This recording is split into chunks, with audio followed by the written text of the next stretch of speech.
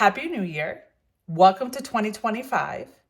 I want to ask you what lessons have been life changing that you learned last year in 2024 that you were going to roll over into 2025 and just master.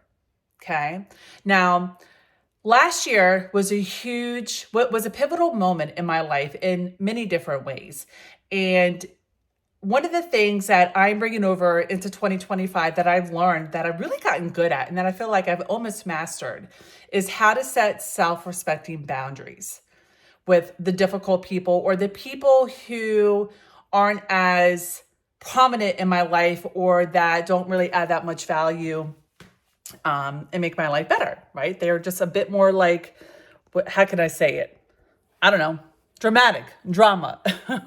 Okay. But here's the thing, like last year, 2024, I turned 40, my kid turned 2, and I am different, like my energy capacity isn't like how it was in my 30s, before I had children or before I had a baby.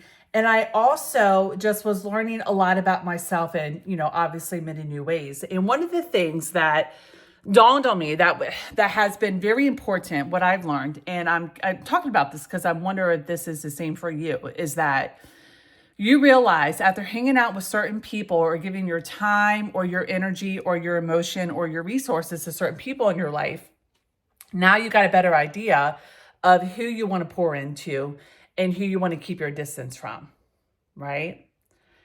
Learning how to set self-respecting boundaries can completely alter and change your life for the better. And if you don't learn how to set self-respecting boundaries, your life is just going to get worse. It's not going to get any better. And I'm not trying to be like, super negative or like unsupportive here. I just really want to be super transparent with how important it is for you to love yourself enough and to respect yourself enough to have boundaries with people who aren't adding value to your life. So how do you know, right? Okay, great, Nikki, cool, whatever. How do I know I need boundaries with somebody? Based on how you feel. If you feel pessimistic, if you feel, excuse me, physically drained after spending time with this person, family member or friend, if you feel more like doom and gloom, if you feel like, wow, I'm confused, I really don't even know who I am, or I really don't even like myself or feel that great about myself. Like these are signs that you need to set boundaries with a certain person and keep your distance.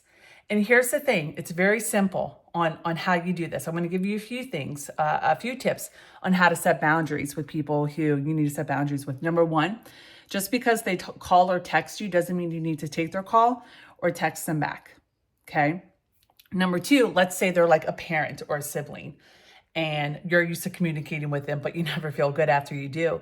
You can say, and it might take some inner work, okay, some inner work to get to this point, but you can say, hey, look, I love you very much, okay? And I want to be honest with you on how I've been feeling lately after we talk or after we spend time together.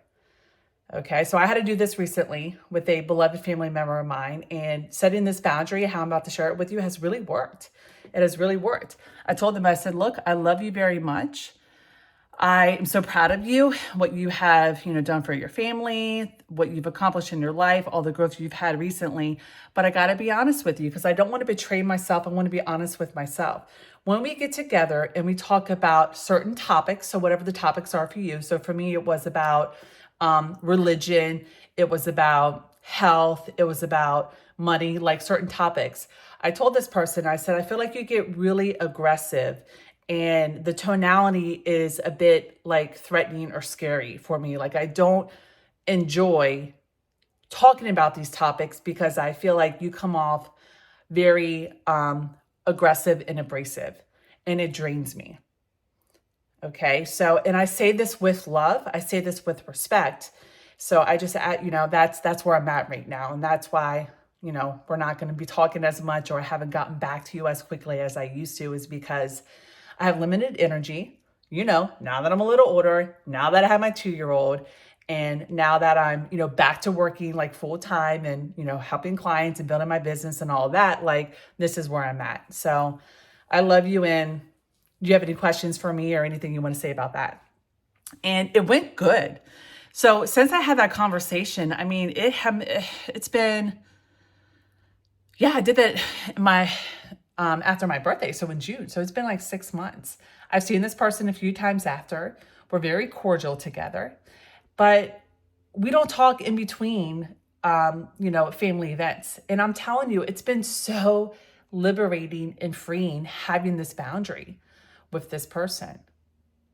I have a lot more energy to pour into the people and things that I love doing and not worrying about, them all the time. So that's just one example.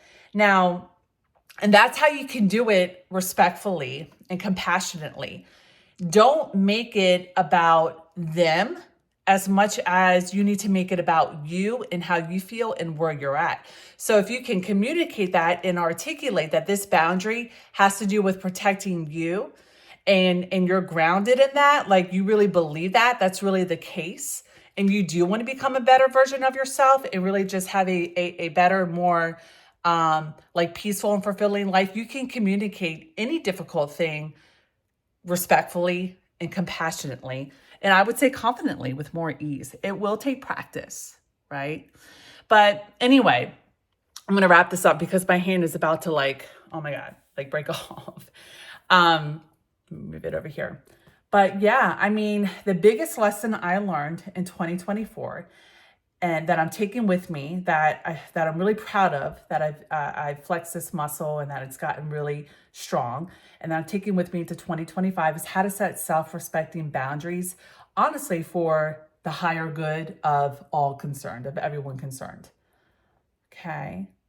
So I hope this was helpful. If you like this topic about boundaries and you want me to go deeper into this in my future videos, let me know, share in the comment below. This is great.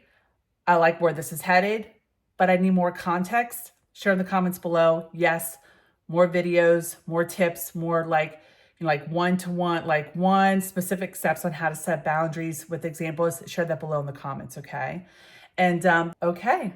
So thank you for watching. I'm going to get back to enjoying my family. I hope this video was helpful. Give it a thumbs up, and I will see you in another one next week. Bye for now.